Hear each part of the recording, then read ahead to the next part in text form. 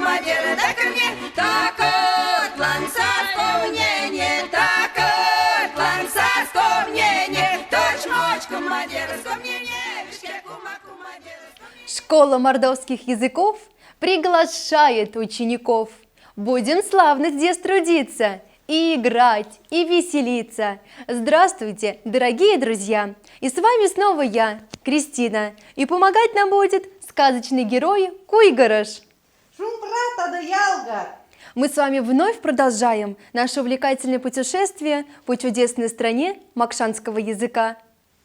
Друзья, послушаем мое стихотворение и угадаем, о чем сегодня мы будем говорить.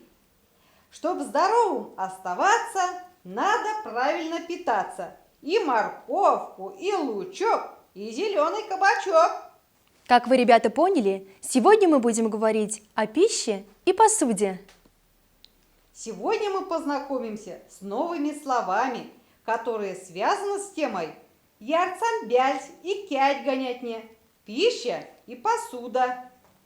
Вы, наверное, не расслышали расхожее выражение «Минтяся, мезимень портяма». Мы – это то, что мы едим. И это действительно так. Выбор продуктов напрямую влияет на наше здоровье. Еда обеспечивает жизнедеятельность организма, дает им энергию и даже влияет на наше настроение. Ребята, а как будет звучать на макшанском языке слово «еда»? Ярцан бяль – еда.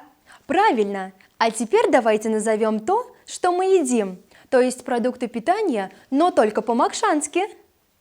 Ал – яйцо, кши – хлеб, ланга – сметана, сиволь – мясо, кал – рыба, ловца – молоко, валь – масло.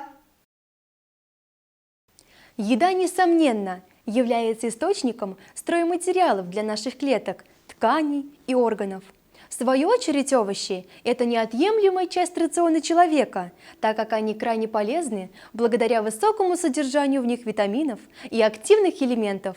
Каждый из нас может назвать на русском языке, как они звучат, а давайте мы их назовем по-макшански. Шухке – лук, пухке – морковь, модамаль – картофель, яксерякс – свекла, снав – горох, капста – капуста, ряпс – репа, куяр – огурец. А как будет звучать на макшанском языке слово «питье»? Симама. Верно. Ребята, вы, наверное, также знаете, какую пользу имеют фрукты и ягоды. Они являются одним из богатейших источников витаминов и полезных веществ. В макшанском языке фрукты называют следующим образом. Марь – яблоко, груша – груша, ксты – земляника, офтаньбока – шиповник, шукштару – смородина. Запомнили? Молодцы! Ребята, а как по-макшански будет называться посуда, которую мы используем для приготовления, приема и хранения пищи?